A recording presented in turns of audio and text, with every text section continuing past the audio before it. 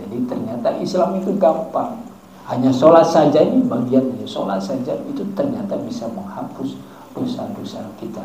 Bahkan di sebuah hadis dikatakan bahwa antara Jumat yang satu kepada Jumat berikutnya, antara Ramadan yang satu kepada Ramadan berikutnya, itu menjadikan kafarat, menjadikan penebus daripada dosa ketika kita melaksanakan sholat 5 waktu, asalkan bukan dosa-dosa yang besar.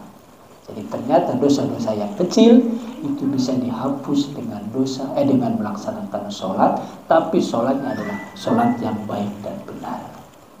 Umpamakan tadi adalah di depan rumah kita ada air yang mengalir deras, kemudian kita mandi sehari 5 kali. Insya Allah tentu badan kita akan bersih dan noda, ya apalagi mandinya pakai sabun, agak lama sedikit dan segala macam pakai sampo dan seterusnya.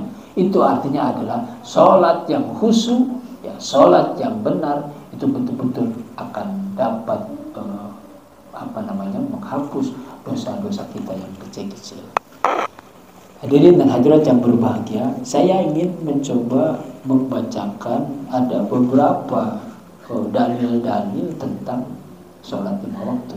Tolong dengerin ya. Jadi sholat 5 waktu itu kapan harus dilakukan? Oleh siapa saja? Ya, sholat 5 waktu itu dilaksanakan setiap orang muslim mukallaf, baik laki-laki maupun perempuan, dan dia sudah baligh dan berakal. Jadi kalau sudah baligh dia wajib untuk melaksanakan sholat. Seumur hidup sholat itu tidak boleh ditinggalkan dalam keadaan apapun. Bagaimana kalau kita sakit? Boleh kita sholatnya tidak berdiri tapi sambil duduk. Sambil duduk tidak bisa, boleh sambil berbaring. Berdiri lagi, berbaring. Berbaring tidak mampu, boleh sambil tiduran. Bukan tiduran. Kalau tidur repot. Tiduran tidak bisa, boleh kemudian sholat hanya menggunakan isyarat. Dengerin. Bisa dengerin? Ya, dengan isyarat. Jadi kalau ruku sujudnya cukup dengan kelipan mata, tapi di dalam hatinya dia membaca bacaan-bacaan sholat, itu termasuk sholat. Tapi kalau kemudian dengan isyarat pun tidak bisa kita sholat, ya sudah, kalau begitu disolatin. Itu artinya kita sudah meninggal dunia. Di dalam Al-Baqarah 43, Bismillahirrahmanirrahim.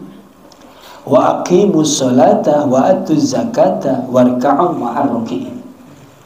Tegakkan sholat, tunaikan zakat, dan rukulah bersama orang yang ruku.